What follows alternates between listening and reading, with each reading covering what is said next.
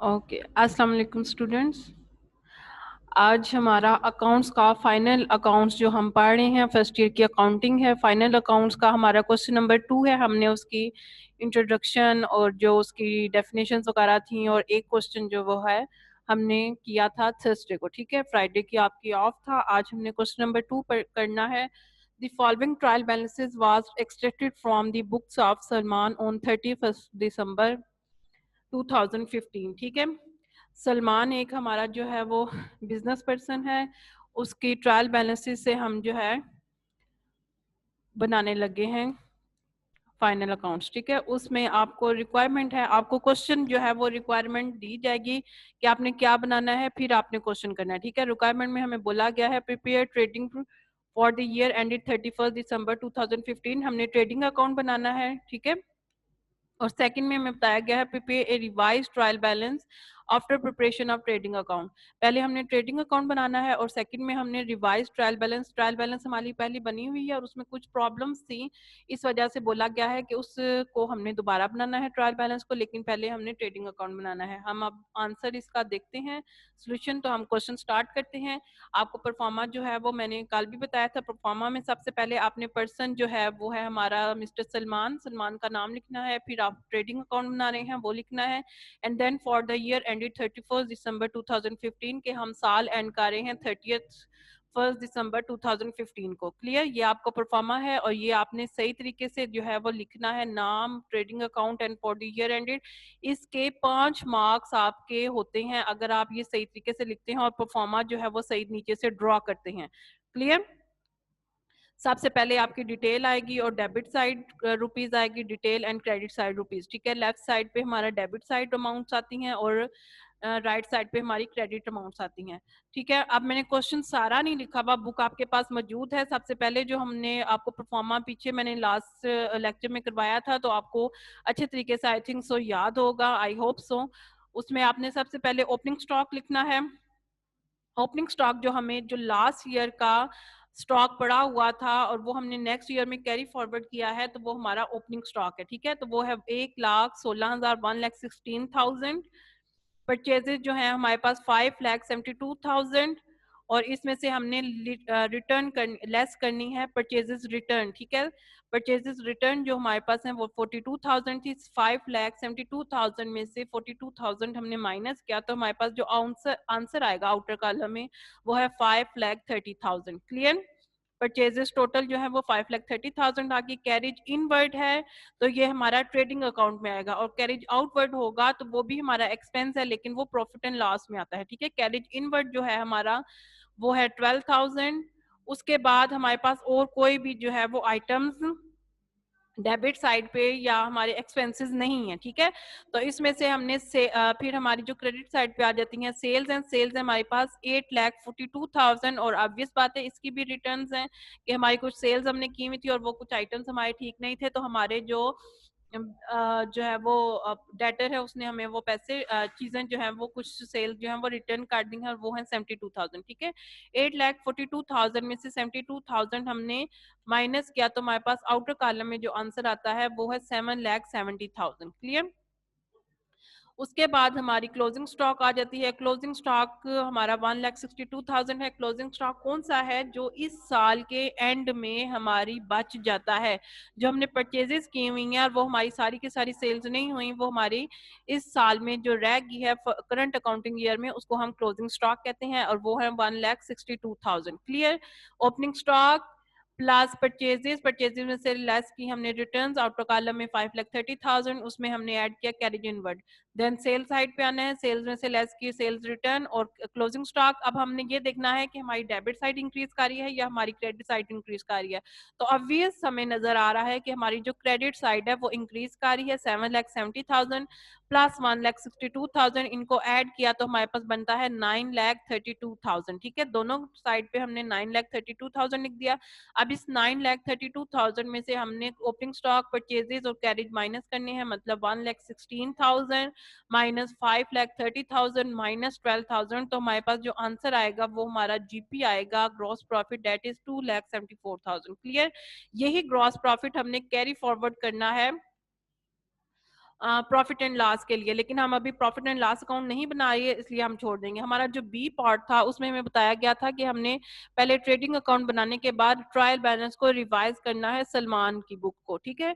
सलमान की हम revise trial balance बना रहे हैं क्योंकि उसके ट्रायल बैलेंस में कुछ प्रॉब्लम थी, इस वजह से। ट्रायल बैलेंस आपने पहले किया हुआ है, आपको पता है, डिटेल डेबिट रुपीज अमाउंट और क्रेडिट रुपीज, ठीक है।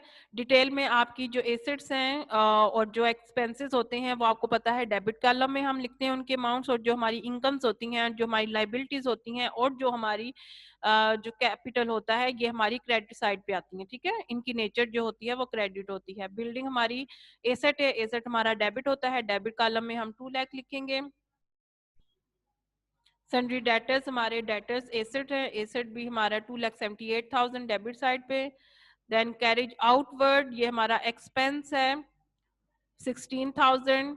Then salaries expense again 32,000 debit side पे।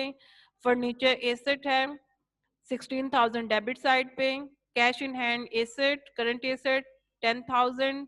क्लोजिंग स्टॉक 1,62,000 ये भी एसेट, ठीक है। उसके बाद ग्रॉस प्रॉफिट हमने कैरी फॉरवर्ड करना है, ठीक है, इसे 2,74,000 क्रेडिट साइड पे। कैपिटल हमारी लाइबिलिटी है 2 लाख। सन्ड्री क्रेडिटर्स लाइबिलिटी है क्रेडिट साइड पे 2,40,000।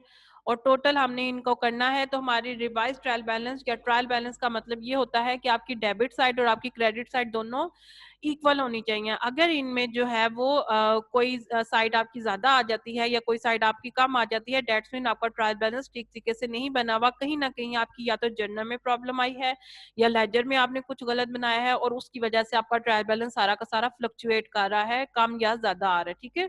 इसलिए हमने ट्रायल बैलेंस को रिवाइज किया है। अब देखते हैं 7,14,000 हमारा डेबिट साइड पे आ रहा है और 7,14,000 ही हमारा क्रेडिट साइड पे आ रहा है। डेट्स मीन हमारा ट्रायल बैलेंस बिल्कुल ठीक बना है। क्लियर? ये था हमारा सेकंड क्वेश्चन। अब हम स्टार्ट करेंगे question number 3। Prepare profit and loss account of Mr. Ajmal for the year ended 30th June 2015 from the following information। अभी हमने जो क्वेश्चन नंबर 2 किया था वो हमने बनाया था ट्रेडिंग अकाउंट, ठीक है, वो क्वेश्चन नंबर 2 था। अब हम क्वेश्चन नंबर 3 कर रहे हैं जिसमें हमने प्रॉफिट एंड लॉस अकाउंट बनाना है, जो कि ट्रेडिंग अकाउंट से नेक्स्ट होता है, लेकिन ये क्वेश्चन डिफरेंट है, वो क्वेश्चन डिफरेंट है, इनकी इन्फॉर्मेशन सेम नहीं है, अलग अलग इन्फॉर्मेशन है, ठीक है। जस्ट आपको अलग अलग पहले जो है वो क्वेश्चन बताया गया है ताकि आप इजीली वो उसको कर सकें। अच्छा, हमने प्रॉफिट एंड लॉस अकाउंट बनाना है मिस्टर अजमल का। हम अब देख लेते हैं इसका सोल्यूशन। परफॉर्मा आपका सेम है। अगेन मिस्टर अजमल, आपने पर्सन का नाम जो आपकी बिजनेस है, बिजनेस पर्सन है, बिजनेसमैन, उसका नाम लिखना है। प्रॉफिट एंड लॉस अकाउंट हम बना रहे हैं फॉर द ईयर एंडेड 31 दिसंबर, ठीक है। जो हमारा लेफ्ट साइड पे है वो है डेबिट कॉलम और जो हमारा राइट साइड पे वो है क्रेडिट कॉलम। डिटेल रुपीज, ठीक है। अब जो हम प्रॉफिट एंड लॉस अकाउंट में बना रहे हैं, सबसे पहले हमारी आ रही है सैलरीज एंड वेजेस। सैलरी जो है, अगर आप देखा जाए तो वेजेस जो होती हैं वो हमारी होती हैं डायरेक्ट एक्सपेंसेस, और जो सैलरीज हैं वो हमारी इनडायरेक्ट एक्सपेंसेस हैं। अब हमारी सैलरीज और वेजेस इकट्ठा आया हुआ है, तो हम कैसे गैस कर सकते हैं कि ये हमारा इनडायरेक्ट एक्सपेंस है। अगर जो सैलरीज एंड वेजेस आएगा तो ये हमारा इनडायरेक्ट एक्सपेंस आएगा और इसको हम प्रॉफिट एंड लॉस अकाउंट में शो करेंगे। लेकिन अगर हमारा आ जाता है वेजेस एंड सैलरी तो फिर हम उसको डायरेक्ट एक्सपेंस शो करेंगे ट्रेडिंग अकाउंट में। क्लियर? जो वर्ड आपका पहले आ रहा है उसको देख के आपने उस डायरेक्ट एक्सपेंस में लिखना है या फिर इनडायरेक्ट एक्सपेंस लिखना है। क्लियर? अभी हमारे पास सैलरीज एंड वेजेस हैं जो कि प्रॉफिट एंड लॉस अकाउंट में शो हो रही हैं और इसकी अमाउंट है 1300। Then insurance also is a indirect expense 950। Audit fee 740। Audit fee का मतलब होता है कि आपने एक ऑडिटर को हायर किया है जो कि आपकी बिजनेस यूनिट को या फिर आपकी प्रॉफिट एंड लॉस स्टेटमेंट, आपकी बैलेंस शीट, आपकी फाइनेंशियल पोजीशन को चेक एंड बैलेंस करेगा, आपकी जो मिस्टेक्स होंगी या आपके जो फ्रॉड्स होंगे उसको डिडक्ट करेगा, ठीक है। तो ऑडिट फी हम जो है उसको, ऑब्वियस बात है, उसके काम करने के बदले में उसकी जो रिम्यूनरेशन होती है वो उसकी फीस होती है जो हमने उसको पे करनी है 740। डिस्काउंट अलाउड हमारा जो है वो इनडायरेक्ट एक्सपेंस है। हमने डिस्काउंट अपने पर्सन को दिया है 450, कस्टमर को मतलब, ठीक है। Bank charges 1640। कमीशन पेड, हमने कमीशन पे किया है अपने ब्रोकर को 400। ऑफिस इलेक्ट्रिसिटी चार्जेस, हमने इलेक्ट्रिसिटी बिल वगैरह पे किए हैं 550। बैड डेट्स, हमारे जो कुछ डेट्स थे, हमने लोन दिया हुआ था अपने डेटर को और वो डेटर ने हमारा लोन क्लियर नहीं किया और वो डेट्स हमारे जो हैं वो बैड डेट्स बन गए हुए हैं, ठीक है। उसको वो है आपके 640। ऑफिस रेंट, हमने ऑफिस का रेंट पे किया है 1250। देन हमारे पास ग्रॉस प्रॉफिट जो है ट्रांसफर फ्रॉम ट्रेडिंग अकाउंट, हमने मिस्टर अजमल का ट्रेडिंग अकाउंट पहले ही कहीं बना हुआ है, ठीक है, उसका ग्रॉस प्रॉफिट जो है वो आया हुआ है और वो ग्रॉस प्रॉफिट हमने ट्रांसफर करना होता है ट्रेडिंग अकाउंट में, जो कि हमें अमाउंट गिवन है 44,900। Then discount receive, discount allowed भी है हमारे पास और डिस्काउंट रिसीव भी है। डिस्काउंट रिसीव ऑब्वियस बात है, हमने अमाउंट रिसीव की है तो वो हमारी इनकम होगी, इनडायरेक्ट इनकम, और जो डिस्काउंट अलाउ किया है वो हमने अपने कस्टमर को दिया है, ठीक है, तो वो हमारा इनडायरेक्ट एक्सपेंस है। डिस्काउंट रिसीव हमारा हुआ 740। डिविडेंड रिसीव, हमने जो है शेयर होल्डर्स को डिविडेंड, शेयर होल्डर थे तो उनसे डिविडेंड रिसीव किया, ठीक है, शेयर होल्डर को डिविडेंड दिया। तो हमने कहीं शेयर्स अपने इन्वेस्ट किए हुए थे, हमने अपनी इन्वेस्टमेंट की हुई थी, कहीं से शेयर्स हमने परचेज किए हैं तो वो हमें डिविडेंड रिसीव हुआ है। किसी और कंपनी में भी हम अपने कर सकते हैं इन्वेस्टमेंट, ठीक है। आप बेशक एक आपकी अपनी फर्म है, आपकी अपनी एक कंपनी है, लेकिन इसका ये मतलब नहीं कि आप कहीं और नहीं कर सकते। कहीं भी आप जो है जहाँ पे आपको प्रॉफिट नजर आ रहा हो आप वहां पे अपना बिजनेस में शेयर्स वगैरह में इन्वेस्टमेंट वगैरह कर सकते हैं, ठीक है। तो हमने कहीं दूसरी कंपनी के शेयर्स वगैरह परचेज किए हुए थे और वहां से हमें जो डिविडेंड रिसीव हुआ वो हमारा 900, ऑब्वियस बात है रिसीव हुआ तो वो हमारी इनकम है। उसके बाद हमने देखना है कि हमारी डेबिट साइड इंक्रीज कर रही है या क्रेडिट साइड इंक्रीज कर रही है। तो ऑब्वियस हमें नजर आ रहा है कि हमारी जो क्रेडिट साइड है वो इंक्रीज हो रही है 44,900, 740 एंड 900, तो ये हमारी अमाउंट बनती है 46,540। यही टोटल अमाउंट हमने जो है वो डेबिट साइड पे लिख देनी है 46,540।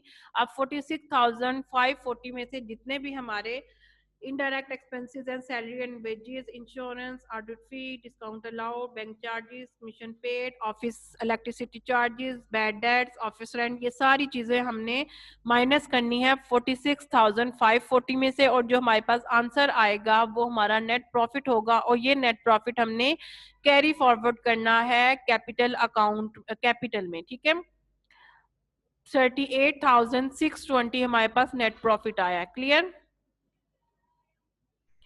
ये था क्वेश्चन नंबर 3। अब हम क्वेश्चन नंबर 4 जो है वो सॉल्व मैं नहीं करके दूंगी आपको, आपने ये क्वेश्चन खुद सॉल्व करना है क्योंकि आपने 3 क्वेश्चन कर लिया हुए हैं। नेक्स्ट क्वेश्चन बहुत इजी है, मैं आपको नरेट करूंगी, बताऊंगी कि क्या करना है, एक्सप्लेनेशन भी दूंगी, आपने उसको खुद करना है, ठीक है, क्योंकि ये आपकी असाइनमेंट है और आपने असाइनमेंट्स अपनी साथ साथ मेंटेन करनी है, अपनी साथ साथ असाइनमेंट्स बनानी है, क्योंकि जब तक आप असाइनमेंट नहीं बनाएंगे आपको मार्क्स नहीं मिलेंगे, और अगर आपकी अटेंडेंस भी नहीं होगी तो आपको भी उसके भी मार्क्स नहीं मिलेंगे। 25 मार्क्स आपके अटेंडेंस के हैं और 25 मार्क्स आपकी असाइनमेंट के हैं।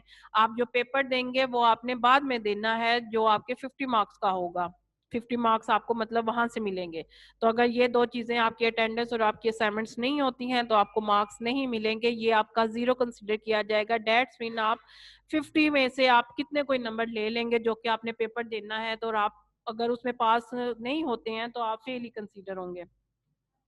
अच्छा, क्वेश्चन नंबर 4 देख लेते हैं। क्वेश्चन नंबर 4 में आपको जो है वो दिया जाता है salaries to staff, carried outward, rent rate and taxes, selling commission, journal expenses, bad debts, depreciation are on debit side, ठीक है।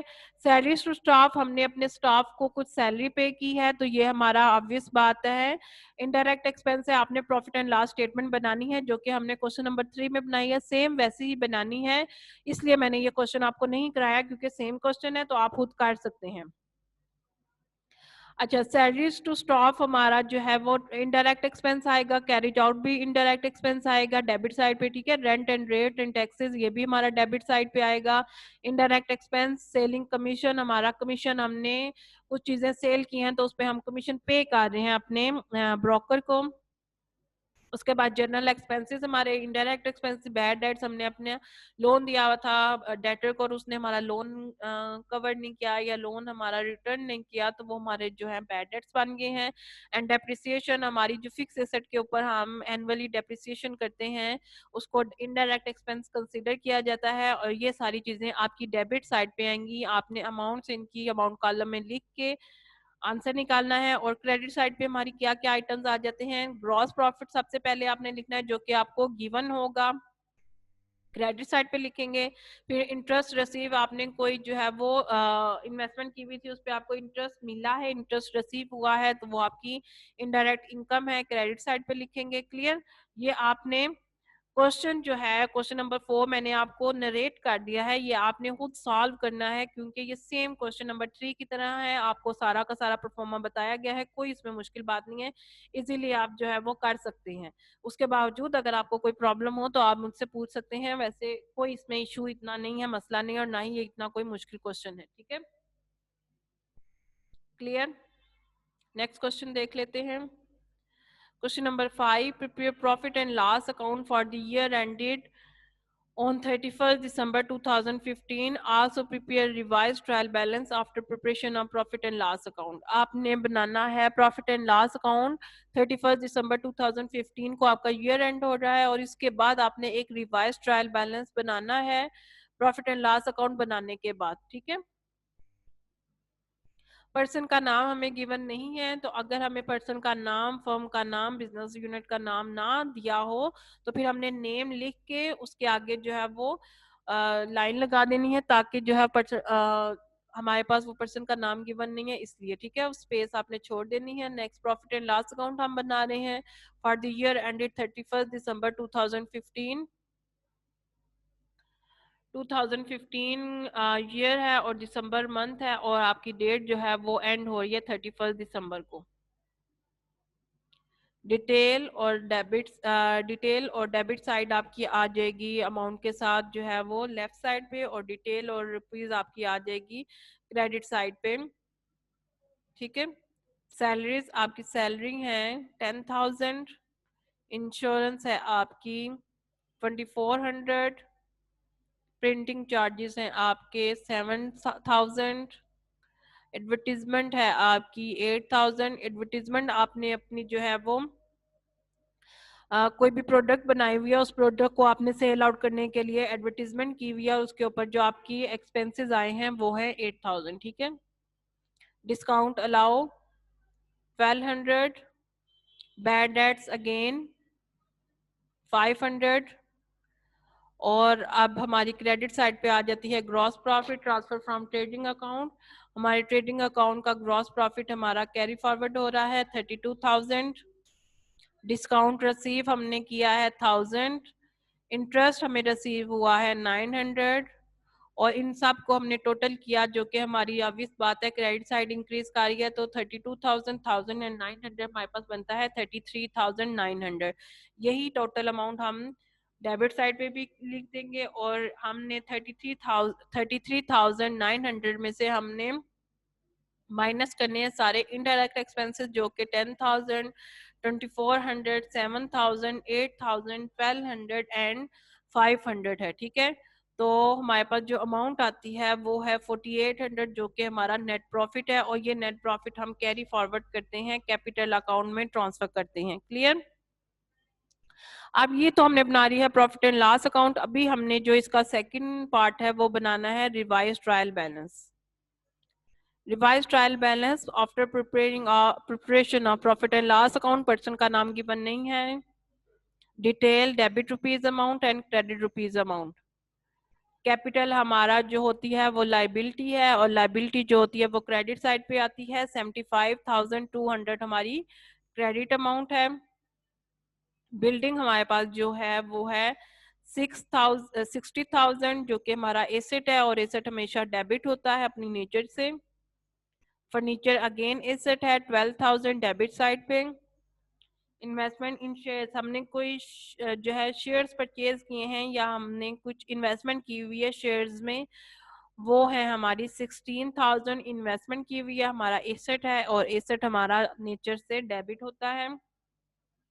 सन्ड्री डेटर्स, अगेन हमारे जो है डेटर्स है, हमने इनको लोन दिया हुआ है और हम जिनको लोन देते हैं वो हमारे एसेट्स होते हैं, करंट एसेट्स, और वो हैं 24,000। सन्ड्री क्रेडिटर्स हमारे पास जो हैं वो हैं 36,000, और जो सन्ड्री क्रेडिटर्स हैं वो हमारे वो पर्सन होते हैं जिनसे हमने लोन लिया होता है, तो वो हमारे क्रेडिटर्स बन जाते हैं, वो हमारी लाइबिलिटी बन जाती है, क्रेडिट साइड पे आ जाती है, ठीक है। क्लोजिंग स्टॉक 4,000 डेबिट साइड पे, नेट प्रॉफिट हमारा जो है वो 4,800 क्रेडिट साइड पे, और इनका टोटल हमने जब किया तो दोनों साइड्स हमारी डेबिट साइड और क्रेडिट साइड इक्वल आ जाती हैं 1,16,000 से, ठीक है। क्योंकि ये फ्लक्चुएट नहीं कर रहा इसलिए ये आंसर ठीक है, और अगर इसमें फ्लक्चुएशन आ जाती है, आपकी प्राइस कम या ज्यादा हो जाती है कोई साइड, तो उसकी वजह से आपकी जो है वो ट्रायल बैलेंस सारा का सारा गलत हो जाता है। उसके लिए आपको दोबारा से सारा ट्रायल बैलेंस जो है वो चेक करना पड़ता है, पीछे से आपको सारी जर्नल देखना पड़ेगा, फिर आपको लेजर अकाउंट सारे के सारे चेक करने पड़ेंगे, लेजर अकाउंट्स के बाद फिर आपको ट्रायल बैलेंस देखना पड़ेगा कि आपकी मिस्टेक कहाँ पे है, जिसकी वजह से ये क्वेश्चन आपका सारा का सारा गलत हुआ है, ठीक है। नेक्स्ट है हमारे पास question number 6, prepare trading profit and loss account for the year ended 31st December 2015 and a balance sheet as at that date of Rahman, ठीक है। आपने trading profit and loss account बनाना है, 31 दिसंबर 2015 आपका ईयर एंड हो रहा है, और उसके साथ साथ आपने बैलेंस शीट भी बनानी है, और जो पर्सन का नाम है या जो फर्म या बिजनेस यूनिट का नाम है वो है रहमान। अच्छा, इससे पहले जो हम क्वेश्चन करते रहे हैं उसमें हमने ट्रेडिंग अकाउंट अलग से बनाया, फिर हमने प्रॉफिट एंड लॉस अकाउंट अलग से बनाया, और उसकी हम revise cash book sorry trial balance बनाते रहे हैं। अब हम जो पूरा का पूरा क्वेश्चन है जो कि बनाया जाता है एक परफॉर्मिंग के साथ, वो हम अब कंप्लीट क्वेश्चन जो है क्वेश्चन नंबर 6 में करेंगे, जिससे आपको सारी की सारी डिटेल्स, कोई अगर आपको प्रॉब्लम हो, कुछ मिस्टेक हो, या कोई आपको समझ ना आ रही हो, कोई भी आपको इश्यू हो, वो आपको यहाँ पे क्लियर हो जाएगा कि कैसे हमने ट्रेडिंग अकाउंट बनाना है, फिर हमने कैसे प्रॉफिट एंड लॉस अकाउंट बनाना है, और किस तरह से हमने बैलेंस शीट बनानी है, ठीक है। क्वेश्चन हम शुरू करते हैं, क्वेश्चन नंबर 6, ये आपका कंप्लीट क्वेश्चन है फाइनल अकाउंट्स का, क्लियर। सबसे पहले परफॉर्मा देख लें। परफॉर्मा में हमने लिखना है Rahman trading profit and loss account and for the year ended 31 दिसंबर 2015। रहमान आपकी बिजनेस यूनिट का नाम है। हम trading profit and loss account बना रहे हैं जो कि इकट्ठा ही बनता है। इससे पहले जो हम अलग अलग बना रहे थे वो सिर्फ आपको समझाने के लिए कि आपको इजीली समझ आ सके, इसलिए वो सेपरेट क्वेश्चन दिए गए थे। नॉर्मली ये इकट्ठा ही बनता है, ठीक है। ट्रेडिंग अकाउंट और प्रॉफिट एंड लॉस अकाउंट हम इकट्ठा बनाएंगे। उसके बाद हमने ये फॉर द ईयर एंडेड 31 दिसंबर 2015, ठीक है। अब आपकी डिटेल रुपीस जो है वो डेबिट कॉलम जो है वो लेफ्ट साइड पे आ जाएगा, डिटेल क्रेडिट साइड पे आपकी राइट साइड पे क्रेडिट साइड की अमाउंट्स जो हैं वो आ जाएंगी। ट्रेडिंग अकाउंट हमारा जो है उसमें हमारे सबसे पहले आ जाता है ओपनिंग स्टॉक, जो कि हमें नहीं गिवन उसकी अमाउंट, इसलिए हम जस्ट उसको स्लैश लगा देंगे, ठीक है। उसके बाद परचेजेस हमारे पास 1,20,000 1,20,000 हमारे पास परचेजेस हैं। हम अगर तो रिटर्न हमें गिवन हो, अगर तो हमें परचेजेस रिटर्न दी हो तो हम वो परचेजेस में से लेस करते हैं, लेकिन हमें नहीं गिवन है परचेजेस रिटर्न हमारे पास नहीं हुई हुई है, इसलिए हम सिंपल परचेजेस लिख के आउटर कॉलम में उसकी अमाउंट 1,20,000 लिख देंगे, ठीक है। नेक्स्ट है फ्रेट। फ्रेट आपको पता है आपका किराया होता है जो कि आपकी प्रोडक्शन से डायरेक्टली लिंक करता है, इसलिए हम ट्रेडिंग अकाउंट में उसको लिखते हैं 675, ठीक है। उसके बाद वेजेस हैं जो कि आपकी प्रोडक्शन से डायरेक्टली लिंक आ रही हैं। जो प्रोडक्शन से डायरेक्टली लिंक करती हैं वो चीज़ें हम ट्रेडिंग अकाउंट में डायरेक्ट एक्सपेंसेस और डायरेक्ट इनकम में लिखते हैं, ठीक है। वेजेस आपकी आ जाती हैं 7,500। उसके बाद हमारी सेल्स हैं 1,88,100। अगेन सेल्स भी आपकी जस्ट सेल्स लिखी हुई हैं, आपके पास सेल्स रिटर्न नहीं है, इसलिए हम सिंपली सेल्स लिख के आउटर कॉलम में 1,88,100 अमाउंट लिख देंगे। और उसके बाद हमारे पास आ जाता है क्लोजिंग स्टॉक 22,500, क्लियर। अब हमारी डेबिट साइड इंक्रीज कर रही है या क्रेडिट साइड इंक्रीज कर रही है, साफ नजर आ रहा है। हमारी जो क्रेडिट साइड है वो इंक्रीज कर रही है, सेल्स और क्लोजिंग स्टॉक हमारी ज्यादा है, और वो अमाउंट टोटल बन रही है 2,10,600। यही हमारी जो है वो हम डेबिट साइड पे अमाउंट लिख देंगे 2,10,600, और इस 2,10,600 में से हमने माइनस करनी है Purchases, freight and wages 1,20,675 and 7,500, ठीक है। तो हमारे पास आ जाएगा ग्रॉस प्रॉफिट, और ग्रॉस प्रॉफिट हमारे पास जो आ रहा है वो है 82,425, ठीक है। इससे पहले हम ट्रेडिंग अकाउंट यहाँ तक ही बनाते रहते थे, अब हमने आगे जो है वो प्रॉफिट एंड लॉस भी बनाना है। यही ग्रॉस प्रॉफिट हमने ब्रॉड फॉरवर्ड करना है प्रॉफिट एंड लॉस अकाउंट में। तो जब हम प्रॉफिट एंड लॉस अकाउंट में ब्रॉड फॉरवर्ड कर रहे हैं तो ये हमारा आ जाएगा क्रेडिट साइड पे, ऑपोजिट साइड पे आता है, ठीक है।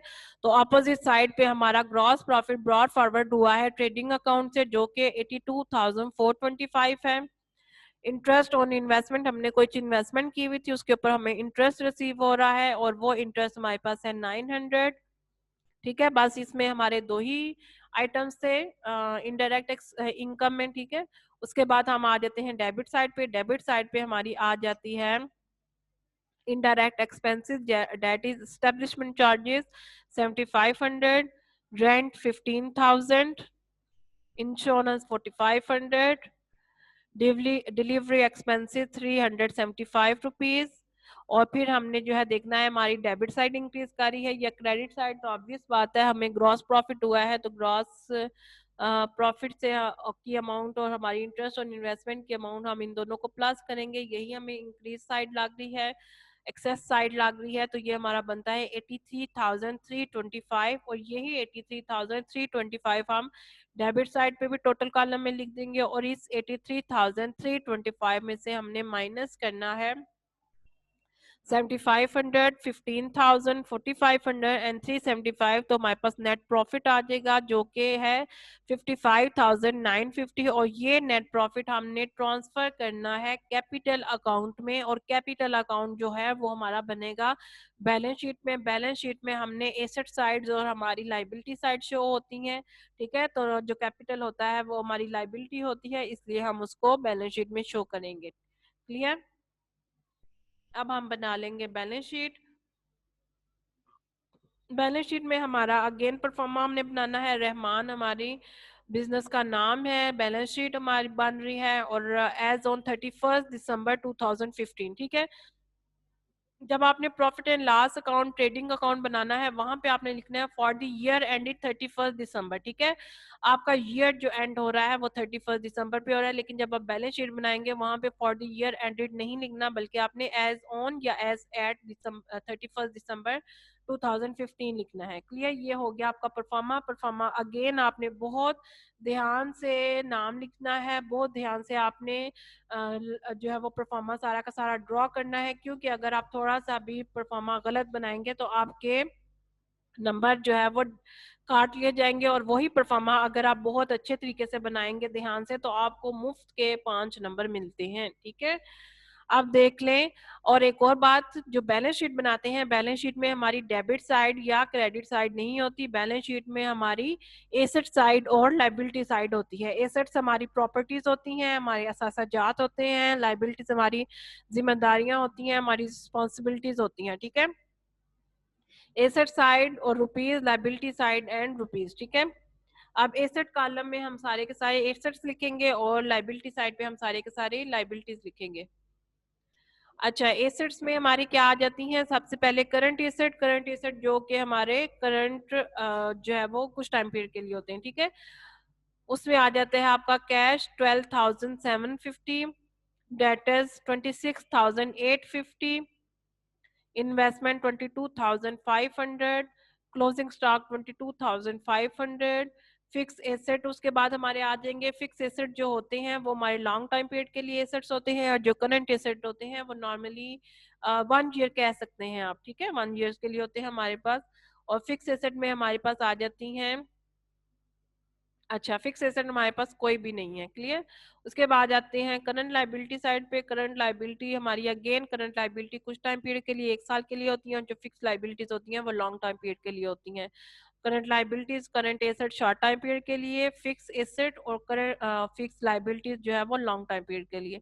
करंट लाइबिलिटीज में हमारी आ जाती हैं क्रेडिटर्स। क्रेडिटर्स 12,000, फिक्स लाइबिलिटी हमारी जो है वो एक ही हमारे पास आइटम था करंट लाइबिलिटीज में, क्रेडिटर्स, और फिक्स लाइबिलिटीज में हमारे पास आ जाता है कैपिटल 16,650, और हमारे पास जो प्रॉफिट एंड लॉस अकाउंट का जो हमारे पास नेट प्रॉफिट आया था, वो नेट प्रॉफिट आपको बोला गया था कि आपने ट्रांसफर करना है कैपिटल अकाउंट में। दैट मीन कि आपको नेट प्रॉफिट हुआ है तो आपने उसको कैपिटल में ऐड करना है 55,950, ठीक है। मतलब कैपिटल आपका 16,650 है, उसमें आपने ऐड किया 55,950, तो टोटल आउटर कॉलम में आपके पास जो अमाउंट आई है वो आई है 72,600। तो इन सब को भी हमने प्लस किया तो 84,600 आया। अब एक और बात देख लें कि आपकी जो एसेट साइड है और जो आपकी लाइबिलिटी साइड है ये इक्वल आनी चाहिए 84,600 दोनों साइड पे, ठीक है। अगर ये भी फ्लक्चुएट करती है डेट्स मीन आपका बैलेंस शीट सही नहीं बनी हुई, पीछे आपने ट्रेडिंग अकाउंट या प्रॉफिट एंड लॉस अकाउंट सही नहीं बनाया, जिसकी वजह से आपकी बैलेंस शीट जो है वो फ्लक्चुएट कर रही है, वो कम या ज्यादा आ रही है। आपका जहाँ पे भी अमाउंट कम या ज्यादा हो रही है वो आपने आइटम्स देखने हैं कि किधर आपने क्या गलती की है। ट्रेडिंग अकाउंट में आपने डायरेक्ट एक्सपेंसेस में गलती कर दी है या डायरेक्ट इनकम्स में गलती कर दी है, या प्रॉफिट एंड लॉस में आपने इनडायरेक्ट एक्सपेंसेस में गलती कर दी है या इनडायरेक्ट इनकम्स में गलती कर दी है, जिसकी वजह से आपका प्रॉफिट एंड लॉस या ट्रेडिंग अकाउंट की वजह से आपकी जो है वो बैलेंस शीट भी गलत आ रही है, ठीक है। ये हो गया था हमारा क्वेश्चन नंबर 6, जो कि हमारा आज का लेक्चर कंप्लीट हो गया है। आज हमने क्वेश्चन नंबर 2, 3, 4, 5, 6 चार क्वेश्चन हमने 4, 5, 6 हमने 5 क्वेश्चन किए हैं आज, ठीक है। जिसमें से एक क्वेश्चन मैंने आपको खुद से करने के लिए दिया है, जिसको मैंने नरेट कर दिया हुआ है, और वो इतना मुश्किल नहीं है, आप इजीली कर सकते हैं। क्लियर। आपने ये क्वेश्चन सारे के सारे अपनी जो है वो रजिस्टर्स मेंटेन करने हैं, उसके ऊपर ये सारे की सारी जो भी आपको क्वेश्चन डेली के करवाए जा रहे हैं, ये आपने असाइनमेंट्स कंप्लीट करनी है, और ये असाइनमेंट्स आपकी चेक की जाएंगी। आपने जब आपको बोला जाएगा आप कॉलेज में अपनी जो है वो सबमिट कराएं, आपने ये असाइनमेंट्स अपनी सबमिट करानी है, और वो चेक करके आपको रिटर्न की जाएंगी और उसके मार्क्स आपको दिए जाएंगे। अगर तो आप नहीं बनाते और आप अपनी अटेंडेंस भी नहीं लेते तो आपके वो मार्क्स डिडक्ट कर लिए जाएंगे इजीली, और आपको पता है कि आपके वो रिजल्ट के ऊपर जो है वो उसका अफेक्ट आएगा। तो ये हमारे जो है वो आज के असाइनमेंट कंप्लीट हो गया। इसके बाद ये हमने 6 क्वेश्चन किए हैं, तो इस चैप्टर में आई थिंक हमारे 12 क्वेश्चन हैं, ठीक है। 6 क्वेश्चन अभी हमने किए हैं, तो बाकी के 6 रह गए हैं, वो भी इंशाल्लाह हमारी जो है वो जल्दी ही हो जाएंगे, तो फिर हम नेक्स्ट चैप्टर जो है वो स्टार्ट करेंगे। अभी हमारा जो है वो बाकी के जो आई थिंक सो 2 लेक्चर और होंगे तो आपका ये चैप्टर खत्म हो जाएगा, तो फिर हमारे मतलब 2 चैप्टर हमारे कंप्लीट हो गए हैं, फिर हम नेक्स्ट चैप्टर स्टार्ट करेंगे। इसके बारे में आपको कोई भी क्वेश्चन हो या प्रॉब्लम हो तो आप वो मुझसे पूछ सकते हैं।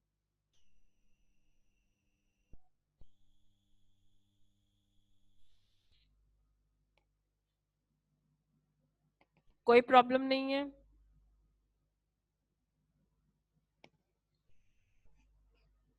बेटा कोई भी क्वेश्चन नहीं है? ओके बेटा, अल्लाह हाफिज।